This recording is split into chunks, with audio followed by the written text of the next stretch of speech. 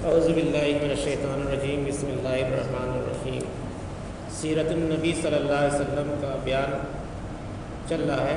اس میں آج جو ہے عبد المطلب کی وفات اور ابو طالب کی سرپرستی کا واقعہ ہم لوگ پڑھیں گے۔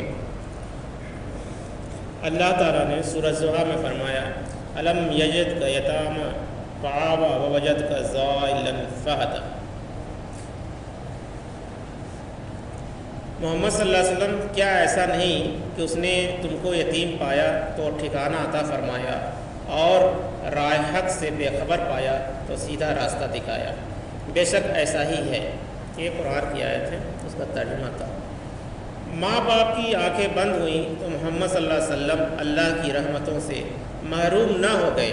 یہ اسی کا فضل و کرم تھا کہ آپ کو ایسے دادا ملے جو آپ پر ماں باپ کی طرح مہربان تھے، پھر ایسے چچا ملے جنہوں نے کبھی یتیمی کا احساس نہ ہونے دیا۔ عبد المطلب کا انتقال ہوا تو ابو طالب نے آپ صلی اللہ علیہ وسلم کو اپنی پرورش میں لے لیا۔ یہ عبد المطلب کے بیٹے تھے اور اسی ماں سے تھے جس ماں سے آپ صلی اللہ علیہ وسلم کے والد عبداللہ تھے۔ اس طرح یہ آپ کے بالکل سگے چچا تھے۔ دادا نے اپنی موت سے پہلے ان کو آپ کا سرپرست بنا دیا۔ وصیت کر گئے کہ محمد صلی اللہ علیہ وسلم کا ہر طرح سے خیال رکھنا، ان کی خیر خواہی میں کوئی کسر نہ اٹھا رکھنا۔ عبد المطلب کی کئی بیویاں تھیں، ان بیویوں میں سے 10 بیٹے تھے۔ ابو طالب نہ تو بھائیوں میں سب سے بڑے تھے اور نہ سب سے زیادہ مالدار، البتہ سب سے زیادہ باہمت تھے۔ شرافت میں بھی سب سے بڑھ کر تھے، طبیعت کے بھی بہت نیک تھے، اور آپ صلی اللہ علیہ وسلم کے والد عبداللہ اور وہ بالکل سگے تھے۔ بقیہ دوسری بیویوں سے تھے، اس لیے کوئی تعجب کی بات نہیں اگر باپ نے ذمہ داری ان پر ڈالی اور انہیں وہ وصیت کر گئے۔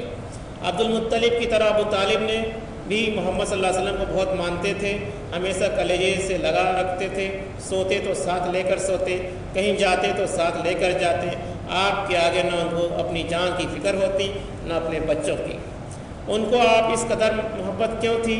آپ دن رات ان کی نگاہوں کے سامنے رہتے تھے، وہ دیکھ رہے تھے کہ آپ کے اندر سچائی اور ایمانداری ہے، شرافت اور پاک بازی ہے، ایک بات میں بے مثال ذہانت ہے، اور ایک چیز سعادت مندی اور خوش بختی کا پتہ دیتی ہے۔ چچا کی سرپرستی میں 4 سال گزر گئے۔ جسم پروان چڑھتا رہا، عقل کا دائرہ وسیع ہوتا رہا، یعنی بڑا ہوتا رہا، اور فطری صلاحیتیں ابھرتی رہیں۔ 12 سال کے ہوئے تو جسم میں کافی مضبوطی اور طاقت آ چکی تھی، عقل میں غیر معمولی گہرائی تھی، ذہانت کی بلا کی تھی، روح میں بے پناہ عظمت و بلندی تھی، وسعت و ہمگیری تھی، احساس اور شعور سے بھرپور تھی۔ ابھی آپ کی عمر ہی کیا تھی؟ مسیس بھی نہیں بھیگی تھی، لیکن سر پر اقبال مندی کا ستارہ چمک رہا تھا۔ آپ میں غیر معمولی صلاحیت جھلک رہی تھی اور عجیب و غریب کلمات ظاہر ہو رہے تھے۔ ابو طالب دیکھ کر سخت حیران تھے، حیرت سے انگست بداندیدہ تھے۔ اب ان کے نزدیک آپ کا شمار نو آموز بچوں میں نہ ہوتا تھا، بلکہ سوجھ بوجھ رکھنے والے بڑے بزرگوں میں ہوتا تھا۔ پوری بے تکلفی سے ہر طرح کے مسائل پر آپ سے تبادلہ خیال کرتے تھے، یعنی آپ سے لوگ پوچھتے تھے جیسے کوئی شخص اپنے کسی برابر کے ساتھی سے کرے۔ اسی زمانے میں جب آپ کی عمر تقریباً 12 سال تھی، ابو طالب نے شام کے تجارتی سفر پر جانے کا ارادہ کیا۔ سفر دور دراز کا تھا اور راستہ دشوار، اس لیے آپ کو ساتھ لے جانے کا خیال نہ تھا، لیکن وہ چلنے لگے تو آپ لپٹ گئے۔ ابو طالب نے سوچا سفر دشوار تو ہے مگر بھتیجا ہوشیار ہے، یہ سوچ کر بخوشی ساتھ لے جانے پر تیار ہو گئے۔ تجارتی قافلہ روانہ ہو گیا۔ قافلے میں آپ بھی تھے۔ راستے میں جو کچھ دیکھتے اس پر غور کرتے، جو کچھ سنتے اس پر سوچ وچار کرتے، سب کچھ ذہن میں محفوظ کرتے جاتے۔ قافلہ مختلف علاقوں سے گزرا، بہت سے شہروں میں ٹھہرا، بالآخر شام کی سرزمین میں پہنچ گیا۔ وہاں کے ایک مشہور شہر بصرہ میں پڑاؤ ڈال دیا۔ بصری میں بحیرہ نامی ایک راہب تھا، اس کے گرجا گھر کے پاس ہی ایک سایہ دار جگہ تھی۔ قریش تاجر جب بھی بصرہ پہنچتے وہیں ٹھہرتے تھے۔ ठहर कर कुछ देर आराम करते, फिर आढ़तियों और व्यापारियों से मिलते।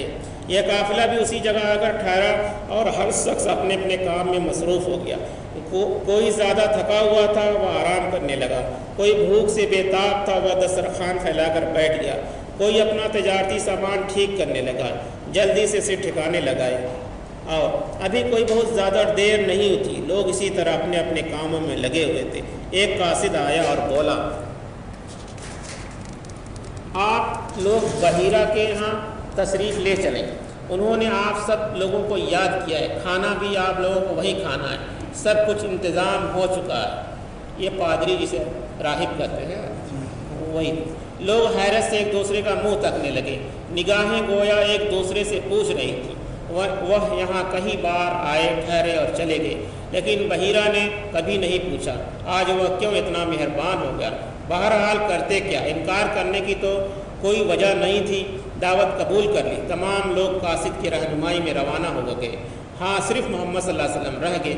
आप नहीं गए इसलिए कि अभी बच्चे थे। बहीरा ने सबका बहुत ही पुरतपाक खैर मुकद्दम किया, यानी इस्तकबाल किया। बोला, भाइयों, मैं चाहता हूँ आज तुम सब मेरे साथ खाना खाओ, तुम्हारा कोई भी फ़र्द खाने से रह न जाए। अहले काफिला हम सब आ गए हैं। यहाँ एक छोटा बच्चा भी साथ तो था, उसको वहीं छोड़ आए हैं। बहीरा, नहीं नहीं, बच्चा है तो क्या, उसको भी लाओ, वह भी यही खाना खाएगा। उनकी हैरानी और बढ़ गई। एक तो खिलाफ मामूल दावत की, फिर भी ये इसरार की कोई रह न जाए। बहीरा ने, क्या बात, आज आपने हमारी दावत की है, इससे पहले तो कभी न करते थे। उन्होंने बड़ी तअज्जुब से सवाल किया। आप लोग दूर के मुसाफिर हैं, हमारे पड़ोस में आकर ठहरे हैं, हम पर आपका हक़ है, हमें इसका ख्याल करना ही चाहिए। मैंने चाहा आप लोगों की कुछ खातिर हो जाए, और क्या बात हो सकती। बहीरा ने टालने की कोशिश की। बखुदा कोई बात ज़रूर है, महज इतनी बात तो हो नहीं सकती। अहले काफिला उलझन में बदस्तूर कायम रही, क्योंकि हमेशा लोग वहीं पर जाकर ठहरते थे, मगर उसे कभी दावत नहीं दी। कासिद अबू तालिब के डेरे पर गया, मोहम्मद सल्लल्लाहु अलैहि वसल्लम को साथ लेकर आया। बहीरा और तमाम अहले काफिला बैठे आपका इंतज़ार कर रहे थे। बहीरा की नज़रें मोहम्मद सल्लल्लाहु अलैहि वसल्लम पर पड़ी तो जम कर रह गई। वो टकटकी लगाया, आपको देखता ही रहा। सब ने खाना खाया। खाना खाकर वो इधर उधर फैल गए। कोई तो चहलकदमी कर रहा था, कोई घूम फिर कर बहीरा का गिरजाघर देख रहा था। ऐसे में बहीरा आपके पास आया और बोला, बेटे, तुम्हें लात उज़्ज़ा की कसम, जो कुछ पूछूं सही सही बता देना। लात उज़्ज़ा की कसम न दीजिए। मोहम्मद सल्लल्लाहु अलैहि वसल्लम ने फ़ौरन लुत्मा दिया। अच्छा, खुदा की कसम, जो कुछ पूछूं सब बतला देना, कुछ छिपाना मत। बहीरा ने दोबारा इल्तमास किया, यानी गुजारिश की। पूछिए, क्या पूछते हैं। मोहम्मद सल्लल्लाहु अलैहि वसल्लम ने उसकी दरख्वास्त मंजूर कर ली।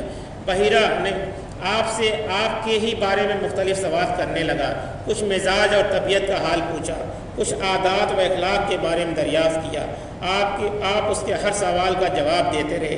इतने में अबू तालिब मोहम्मद सल्लल्लाहु अलैहि वसल्लम को लेने आ गए। ये बच्चा तुम्हारा कौन है। बहीरा अबू तालिब की तरफ मुतवज्जह हो गया। यह मेरा बेटा है। अबू तालिब ने यूं ही चलता हुआ जवाब दिया, ये कैसे हो सकता है, तुम्हारा बेटा नहीं है। इस बच्चे का बाप जिंदा हो यह हो नहीं सकता। बहीरा ने अबू तालिब की बात मानने से इनकार कर दिया। आपके बारे में बहीरा की मालूमातें देखी तो अबू तालिब दंग रह गए। हाँ, यह मेरा भतीजा है। अबू तालिब ने अपनी बात की तस्दीक की और उसका बाप। बहीरा ने फिर सवाल किया। अभी यह माँ के पेट में ही था तो उसके बाप का इंतकाल हो गया था। अबू तालिब ने मज़ीद वजाहत की। तुमने सच कहा। अब अपने भतीजे को वापस घर ले जाओ और देखो उसे यहूदियों से बचा कर रखना। खुदा की कसम, अगर उन्होंने देख लिया और जिस हद तक मैंने इसे पहचान लिया है, उन्होंने पहचान लिया तो इसकी जान के पीछे पड़ जाएंगे। ये तुम्हारा भतीजा कितना अजीम इंसान होगा, इसका तुम तसव्वुर नहीं कर सकते, नहीं सोच नहीं सकते। बस ये समझ लो कि यह वह हीरा है जिस जैसा हीरा कोई पैदा नहीं हुआ। बहीरा ने एक ही सांस में सारी बातें कह गया। बिल्कुल ऐसा लग रहा था जैसे वो बाइबिल का कोई सफ़ा सुना रहा। मोहम्मद सल्लल्लाहु अलैहि वसल्लम की पेशानी पर लिखा कोई नोश्ता तकदीर पढ़ रहा हो। फिर वापस हो गया। चेहरा खुसूसी और इत्मीनान से चमक रहा था और ज़ेरे लब ये कहता था, जा रहा था, मेरा अंदाज़ा बिल्कुल सही निकला। अबू तालिब मोहम्मद सल्लल्लाहु अलैहि वसल्लम को लेकर मक्का वापस आ गए। बहीरा ने जो कुछ कहा था वह सब दिमाग में गूंज रहा था।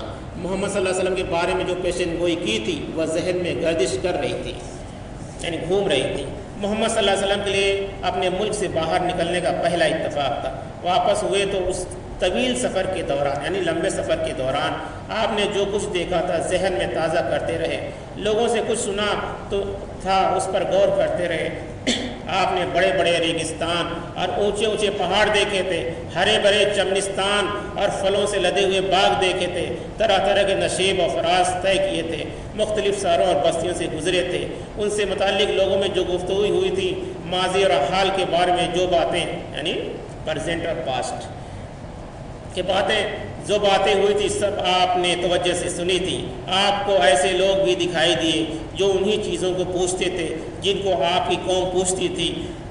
ایسے لوگ بھی نظر آئے جو آسمانی کتابوں کے احکام پر عمل پیرا تھے۔ یہ بھی سننے میں آیا کچھ لوگ آتش پرستی میں مگن تھے یعنی آگ کی پوجا میں۔ ایسے لوگ بھی جو پتھر کی مورتیوں کے حضور عبادت کے رسوم ادا کرتے ہیں اور بندگی کے سارے آداب بجا لاتے ہیں۔ کچھ لوگ ہیں جنہوں نے اپنی نکیل یہودی علماء کے ہاتھوں میں دے رکھی ہے، جو کتاب الہی کے من مانی تعویلیں کرتے ہیں اور اپنی جی سے شریعت بناتے ہیں۔ کچھ لوگ ہیں جو عیسائی اور پادریوں کے اشاروں پر چلتے ہیں، جنہوں نے غیب دانی کا ڈھونگ رچا رکھا ہے۔ اس اندھیارے میں اس گھٹا ٹوپ اندھیارے میں محمد صلی اللہ علیہ وسلم ایک ایک چیز کا جائزہ لیتے اور غور فکر کرتے، افکار و خیالات کا سلسلہ بن جاتا اور دیر تک اسی عالم میں غرق رہتے یعنی سوچتے رہتے، ڈوب جاتے، رہ کر سوچتے۔ جو کچھ آپ نے راستے میں دیکھا یہ سب کا نام ہے، آپ اس کو سوچتے رہتے، کس کی راہ ٹھیک ہے اور کس کی غلط، کون حق پر ہے کون باطل پر، حق کہاں ہے اور وہ ہے کیا۔ کم سن مغد دیدہ اور روشن ضمیر محمد صلی اللہ علیہ وسلم کی فکر تھی، کسی طرح حق مل جائے، اس کی حقیقت کھل جائے، تاریخ کا پردہ چاک ہو جائے اور روشن نظر آ جائے۔ بچپن کا زمانہ کھیل تماشے کا زمانہ ہوتا ہے، لیکن محمد صلی اللہ علیہ وسلم کھیل تماشے سے کوسوں دور تھے، بیکار باتوں اور فضول کاموں میں کوئی دلچسپی نہ لیتے، ہمیشہ حق کی دھن میں رہتے، اس فکر میں رہتے کوئی ایسی بات معلوم ہو جائے جس میں کوئی رہنمائی ہو، کوئی ایسا نشان نظر آ جائے جس سے کسی حقیقت کا سراغ لگتا، یعنی ایک دم آپ بے قرار تھے کہ حقیقت کیا ہے اس دنیا کی تو ہم کو پتہ چل جائے۔ گھر گھرانے والوں کے ساتھ المجاز بھی تھے اور یہ عرب کے مشہور بازار تھے جو مکہ کے پاس ہی لگتے تھے، پھر لگتے بھی تھے حرمت کے مہینوں میں جن میں جنگ اور خونریزی حرام ہوتی ہوئی جنگیں رک جاتی، انتقام کے بھڑکتے ہوئے شعلے بجھ جاتے، اور حرمت کے مہینے 4 تھے، ذوالقعدہ، ذوالحجہ، محرم اور رجب۔ آج بھی یہ 4 مہینے حرمت والے ہیں۔ ان بازاروں میں ہر قسم کی چیزیں بکتی ہیں، بیرون ملک سے بھی سامان آتا ہے اور فروخت ہوتا ہے، اس کے علاوہ ان میں شعر و شاعری کی محفلیں جمتی ہیں۔ مقررین اپنی خطابت کو جوہر دکھاتے ہیں، ہر شخص اپنے افکار و خیالات کا برملا اظہار کرتا ہے، ہر مذہب کا آدمی اپنے عقائد کی اشاعت کرتا ہے، ہر شخص پوری آزادی سے اپنے اپنے نظریے و مسلک پر عمل کرتا ہے، نہ وہاں کسی طرح کا خطرہ ہوتا ہے نہ کسی سے اندیشہ، ہر ایک مطمئن اور بے غم ہوتا ہے۔ یہ حرمت کے مہینے ہیں، یعنی وہ میلہ لگتا تھا عرب میں، تو یہ بازار آدمیوں سے بھرے ہوتے، ان میں طرح طرح لوگ ہوتے، جگہ جگہ کے باشندے ہوتے، ہر طرف ایک چہل پہل ہوتی، ایک ہمہ ہمی ہوتی۔ ایسے میں آپ کو لوگوں سے ملنے جلنے کا، ان کے افکار و عقائد کو سمجھنے کا، ان کے قول و عمل پر پرکھنے کا بڑا اچھا موقع ملتا ہے۔ یہ فیصلہ کرنے میں بھی آسانی ہوتی کہ کون راہ راست پر ہے اور کون اس سے پرے۔ پھر جب آپ تنہائی میں ہوتے اور یکسوئی حاصل ہوتی تو ساری باتیں عقل کے ترازو میں تولتے، جو بات صحیح معلوم ہوتی ذہن نشین کر لیتے، نہیں یاد کر لیتے، جو غلط بات ہوتی اسے دور ڈال دیتے۔ 12 سال کی عمر سے آپ بکریاں چرانے لگے، اس سے غور و فکر میں اور مدد ملی۔ آپ کا محبوب مشغلہ تھا، یعنی اچھا مشغلہ تھا، آپ بکریاں چرانے میں دلچسپی لیتے تھے۔ کچھ گھر والوں کی بکریاں ہوتی، کچھ قبیلوں والوں کی، ان کو لے کر دور ٹیلوں اور میدانوں کی طرف نکل جاتے، جہاں بکریوں کو آزادی سے چرنے کا موقع ملتا اور آپ کی روح کو پرسکون اور پرکیف فضا میسر ہوتی۔ وہاں فکر و نظر کے لیے، غور و تدبر کے لیے آپ کے سامنے ایک وسیع میدان ہوتا۔ اللہ کی یہ وسیع عریض کائنات ایک کتاب کے مانند آپ کے سامنے کھلی ہوتی، آپ اس کی سیر کرتے، اس کے اشاروں کو سمجھنے کی کوشش کرتے، جیسے قرآن میں اللہ تعالیٰ کا زمین پر گھومو پھرو اور غور و فکر کرو، تو آپ صلی اللہ علیہ وسلم بچپن سے غور و فکر کرتے۔ اس انداز سے آپ نے بچپن کے ایام اور جوانی کے سال گزارے، نہ کہ دوسرے بچوں اور نوجوانوں کی طرح کھیل کود میں، ہنسی مذاق میں، فضول باتوں میں اور بے مقصد کاموں میں۔ اس نوعمری میں ہی آپ کے اندر بڑوں کی سی متانت اور سنجیدگی تھی، شریفوں کی سی پاکیزگی اور پاک بازی تھی، جہاں دیدہ بزرگوں کی سی سوجھ بوجھ اور ادور اندیشی تھی۔ بچپن کا واقعہ ہے، کعبہ کی دیواریں اٹھ رہی تھی، بچوں نے تہبند اتار کر کندھوں پر رکھ لیے اور پتھر ڈھونے لگے، لیکن آپ نے تہبند مضبوطی سے باندھ لیا۔ چچا عباس نے کہا، بچوں کو دیکھو، اپنے اپنے تہبند کو کندھوں پر رکھ لیے ہیں، اب کیسے مزے سے ڈھو رہے ہیں، تم بھی ایسا کر لو، کندھے نہیں دکھیں گے۔ چچا کے کہنے سے ایسا کرنا چاہا تو مارے غیرت کے بے ہوش ہو کر گر گئے۔ مکہ میں عام رواج تھا، رات کو لوگ اپنے کاموں سے فارغ ہو کر جمع ہوتے، طرب و نشاط کی محفلیں آراستہ ہوتی، دلچسپی اور تفریح کے پروگرام رہتے، داستان گوئی اور داستان سرائی اس پروگرام کا اہم جز ہوتا ہے، یعنی آپ لوگ اپنے شعر و شاعری کرتے، کہانی قصے سناتے۔ کوئی شخص جس کو اس فن میں کمال ہوتا داستان سناتا شروع کرتا اور لوگ رات بھر بیٹھے سنتے رہتے۔ یہ گویا اس زمانے کا کلچرل پروگرام تھا۔ ایک ساتھی نے آپ کو بھی للکارا، محمد صلی اللہ علیہ وسلم ایک رات تم بھی اس محفل کا لطف اٹھاؤ۔ نوجوانی کا زمانہ تھا، ساتھی نے زیادہ کہا تو تیار ہو گئے۔ وہ آپ کے ساتھ بکریاں چرایا کرتا تھا۔ فرمایا، اچھا آج رات میری بکریاں تم دیکھتے رہنا۔ پھر اس تفریحی پروگرام میں شرکت کی غرض سے آبادی کی طرف چل پڑے۔ راستے میں کسی کے گھر سے گیت کی آواز آ رہی تھی، ٹہر کر سننے لگے۔ کچھ دیر میں نیند کا غلبہ ہوا اور سو گئے۔ آنکھ کھلی تو دن چڑھ چکا تھا، سورج کی گرمی میں تیزی آ چکی تھی۔ آپ ساتھی کے پاس لوٹ آئے۔ کہو محمد صلی اللہ علیہ وسلم رات کیسی گزری؟ ساتھی نے دیکھتے پوچھا۔ فرمایا، کیا بتاؤں، جا رہا تھا، راستے میں ہی ایک جگہ گیت گانے کی آواز آئی تو گیت بڑا سہانا تھا، آواز بڑی رسیلی تھی، سوچا تھوڑی دیر اسے بھی سن لوں پھر جاؤں۔ بیٹھا تو نیند آ گئی، آنکھ کھلی تو صبح ہو چکی تھی۔ دوسری رات ساتھی نے پھر للکارا، دیکھو آج یہ موقع ہاتھ سے نہ جانے پائے۔ پھر روانہ ہوئے، ابھی راستے میں ہی تھے کہ کانوں میں گیت کی آواز پڑی۔ گیت بلا کا سہانا تھا، ایسا لگتا گویا آسمان سے آواز آ رہی۔ آپ پھر سننے بیٹھ گئے، کچھ دیر میں نیند آ گئی اور سو گئے۔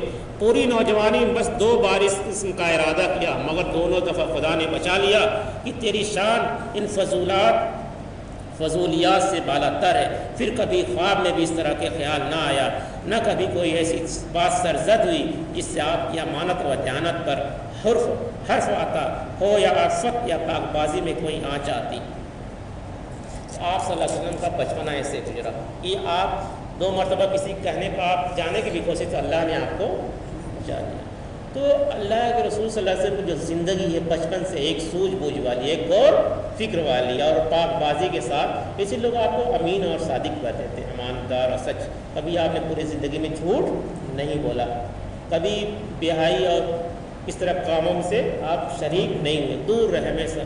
تو یہ جو مقصد ہے سیرت کا بیان کرنے کا کہ یہ حضور صلی اللہ علیہ وسلم جو زندگی ہمارے لیے آئینہ ہے، کیا ہے ہمارے لیے، ہم کو اسی طرح سے دیکھ کر اپنی زندگی گزارنا چاہیے اور اپنے بچوں کو بھی اسی طرح سے سکھانا چاہیے۔ اللہ تعالیٰ سے دعا ہے کہ ہم لوگوں کو اس سیرت پہ عمل کرنے کی توفیق عطا فرمائے۔ آمین ثم آمین۔ سبحان اللہ بحمدہ، سبحان اللہ بحمدہ، نشہد ان لا الہ الا اللہ ونستغفرک ونتوب الیک۔ سبحان ربک رب العزۃ عما یصفون وسلام علی المرسلین والحمد للہ رب العالمین۔